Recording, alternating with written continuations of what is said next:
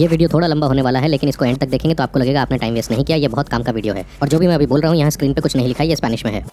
Hello guys, नीचे मेरा parcel आया है, तो लेट्स गो डाउन, अपना पार्सल कलेक्ट करते हैं और देखते हैं कि ऐसा क्या है उसमें। तो now lift is not working, तो मैं सीढ़ियों से जा रहा हूँ, कार्डियो हो जाएगा।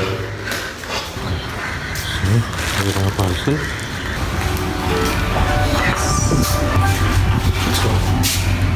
गाइस, मैं इसके लिए वाकई में बहुत एक्साइटेड हूँ क्योंकि इसकी ज़रूरत थी मेरे को काफ़ी टाइम से। इस वीडियो को लास्ट तक देखिएगा प्लीज़, ये आपको बहुत हेल्प करने वाला है।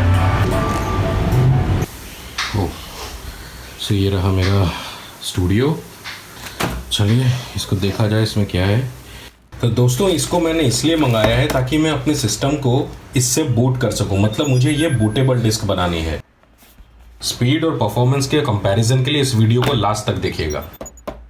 तो first thing first, safety first, gloves पहन लिए हैं मैंने। ये देखिए, ओह ये रही, blazing fast performance for professional great videos and photos, these performances ultra they rapid, पता नहीं क्या है।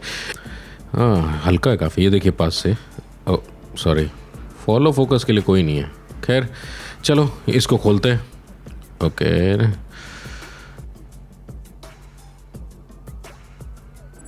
ओह वाओ गाइस, इसका साइज़ देखिए। आप इसे कई चीज़ों से कंपेयर करके देख सकते हैं।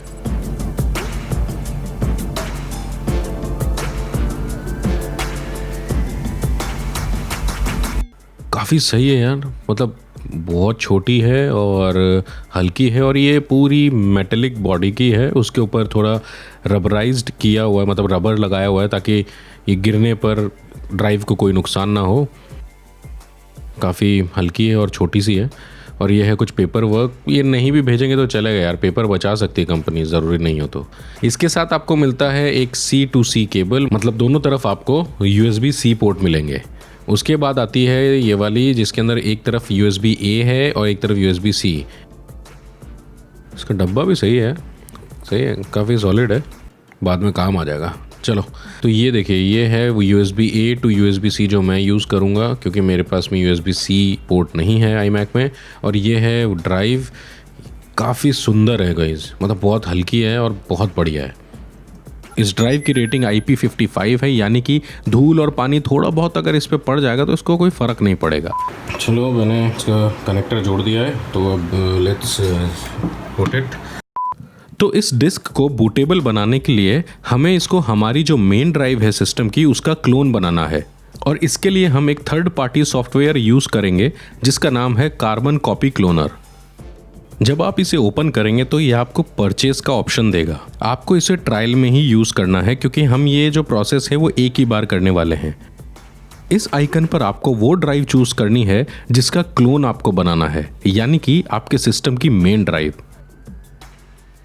और इस आइकन पर आपको वो ड्राइव चूज करनी है जिसको आपको अपनी सिस्टम की ड्राइव का क्लोन बनाना है, यानी कि आपकी एक्सटर्नल ड्राइव, यानी कि SSD। और ये दो ड्राइव सेलेक्ट करने के बाद आपको सिर्फ क्लोन पर क्लिक करना है, और ये आपकी एक्सटर्नल SSD को बूटेबल डिस्क बना देगा। हमारे ड्राइव तैयार। चलो अब इसका स्पीड टेस्ट करते हैं सिस्टम में। क्यों बड़ी किया जाए? हाँ कर लो क्यों नहीं। ओह यस, गन करना पड़ेगा। चलो ओके। ओह ये बाबू भी यहाँ है। बाबू स्पीड टेस्ट करना, स्पीड टेस्ट करना। ये मेरी चेयर है, हटो यहाँ से। चलो काम करूँगा मैं। चलो तो लेफ्ट साइड में जो आप देखेंगे ये मेरा इंटरनल ड्राइव है। राइट साइड में जो है ये मेरा एक्सटर्नल SanDisk का जो मैंने अभी लगाया है वो है। तो आप गाइस इसमें देख सकते हैं कि इसके परफॉर्मेंस में, दोनों की परफॉर्मेंस में ज़मीन आसमान का फ़र्क है। मतलब ऑलमोस्ट 4 से 5 गुना ज़्यादा मेरे को ड्राइव स्पीड मिल रहा है। मेरी इंटरनल ड्राइव की राइट स्पीड है 94 मेगाबाइट्स पर सेकेंड और रीड स्पीड है 176.6 मेगाबाइट्स पर सेकेंड। और मेरी SSD की राइट स्पीड है 395 मेगाबाइट्स पर सेकेंड और रीड स्पीड है 412.3 मेगाबाइट्स पर सेकेंड। इस रिजल्ट के बाद गाइस मैं तो बहुत इंप्रेस हुआ हूँ। दोस्तों, ज़रूरी नहीं है कि आपके सिस्टम की ओवरऑल परफॉर्मेंस हमेशा रैम और ग्राफिक कार्ड पे ही डिपेंड करती हो। आपकी इंटरनल ड्राइव जिससे सिस्टम बूट हो रहा है उसकी डेटा ट्रांसफ़र रेट कितनी है, ये बहुत मायने रखता है। अब टेस्ट में हम देखेंगे कि सिस्टम बूट करने में दोनों ड्राइव्स कितना टाइम ले रही हैं। ओके, तो सिस्टम स्टार्ट करते ही दोनों ने अपना काम शुरू कर दिया है। तो गाइज मैं बता रहा हूँ आपको कि अगर आपका सिस्टम स्लो है और आप सोच रहे हैं कि मेरे को सिस्टम चेंज करना पड़ेगा कुछ, ये आपका सबसे अच्छा सॉल्यूशन है। क्योंकि सिस्टम चेंज करने में देखिए पैसे बहुत जाएंगे, और अगर आप इंटरनली अगर खुलवा के अगर इसको अपग्रेड करवाते तब भी आपको जो खर्चा अभी मेरा हुआ है उससे ज़्यादा ही पड़ेगा। तो मेरी राय में आपके सिस्टम की ऑल ओवर परफॉर्मेंस को बढ़ाने के लिए सबसे अच्छा सोल्यूशन यही है। ओह माय गॉड, मतलब ये तो काफ़ी फास्ट है यार। तो चलिए इस प्रोसेस को थोड़ा सा फास्ट फॉरवर्ड करते हैं और देखते हैं कि हमारे सिस्टम ने इंटरनल ड्राइव से बूट होने में कितना टाइम लिया। तो एसएसडी ने सिस्टम को बूट किया है 29 सेकेंड्स में, और इंटरनल ड्राइव ने लिया है 1 मिनट 51 सेकेंड का टाइम। दोस्तों, अगर आपके टाइम को मद्देनज़र रखा जाए तो ये काफ़ी बड़ा डिफरेंस है। इस रिजल्ट को देखने के बाद में गाइज ये अपग्रेड तो बनता है। और गाइज ये है सबसे इंपॉर्टेंट टेस्ट, यानी कि एडिटिंग स्पीड पर एसएसडी का कितना फ़र्क पड़ा है वो अब हम देखेंगे। क्योंकि ये सारा तामझाम हम इसीलिए तो कर रहे हैं कि हमारा एडिटिंग का फ्लो थोड़ा स्मूथ हो जाए। दोस्तों, मैंने ब्लैकमैजिक डिज़ाइन की वेबसाइट से ब्लैकमैजिक के रॉ फुटेज डाउनलोड किया है जो कि 6K में है। तो चलिए देखते हैं कि प्रीमियर इस फुटेज को प्ले कर पाता है कि नहीं। वैसे आपको ब्लैकमैजिक का रॉ फुटेज प्रीमियर में प्ले करने के लिए आपको ब्लैकमैजिक रॉ का अपडेट डाउनलोड करना पड़ेगा, जिसका लिंक मैंने डिस्क्रिप्शन में डाल दिया है। तो चलिए इस फाइल को प्रीमियर में इंपोर्ट करते हैं। ये फाइल हमने इंपोर्ट की, इसे टाइमलाइन पे लेते हैं।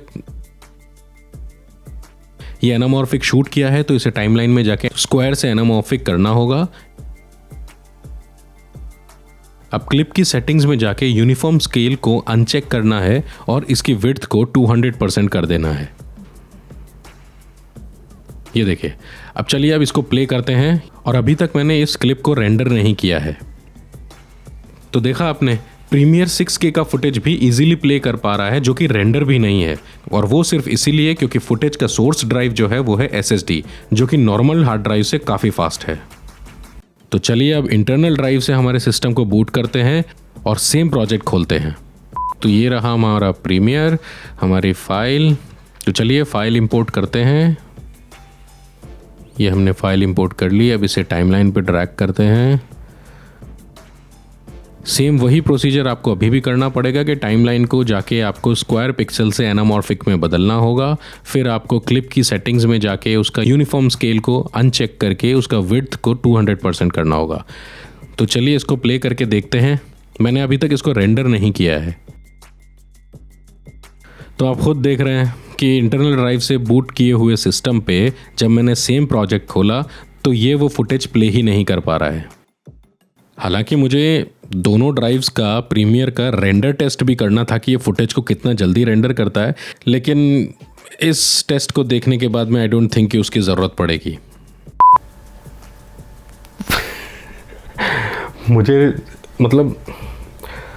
मुझे समझ नहीं आ रहा कि मैं अपनी खुशी का इजहार कैसे करूं।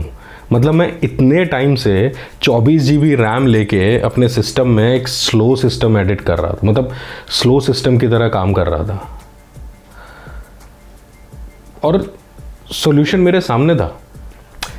तो मेरे जितने भी एडिटर फ्रेंड्स हैं ना, मैं उनको यही बोलना चाहूँगा कि अगर आपका सिस्टम भी थोड़ा पुराना है, जैसे मेरे सिस्टम को 4 साल हो गए, ठीक है, और अगर आपका सिस्टम भी पुराना है या फिर उसकी जो भी स्पेक्स हैं वो ओवरऑल परफॉर्मेंस उतनी नहीं दे पा रहा है, तो ये सबसे बढ़िया तरीका है आपको सिस्टम को फास्ट करने का। और हाँ, हमने जितने भी टेस्ट किए, हमने स्पीड टेस्ट किया, उसमें SSD फास्ट निकली, हमने बूटिंग टेस्ट किया, उसमें भी SSD फास्ट निकली, और हमने एडिटिंग करके भी देखी, उसमें भी जिस तरह से SSD वाले प्रोजेक्ट ने 6K के फुटेज को हैंडल किया वो काफ़ी मतलब अचंभित करने वाला था।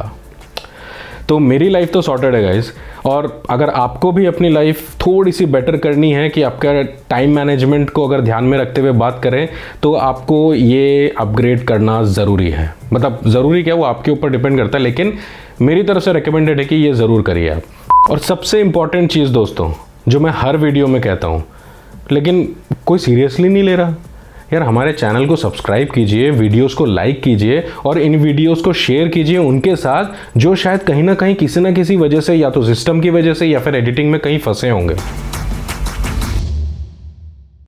और एडिटिंग से रिलेटेड आपको कुछ भी क्वेश्चन है उसे बिंदास कमेंट में लिखिए, हम उसको पर्सनली आंसर करेंगे और मैं घर आके सिखा के जाऊंगा बिना पैसे बिना पैसे के, क्योंकि कोविड में तो पैसे कोई देगा नहीं।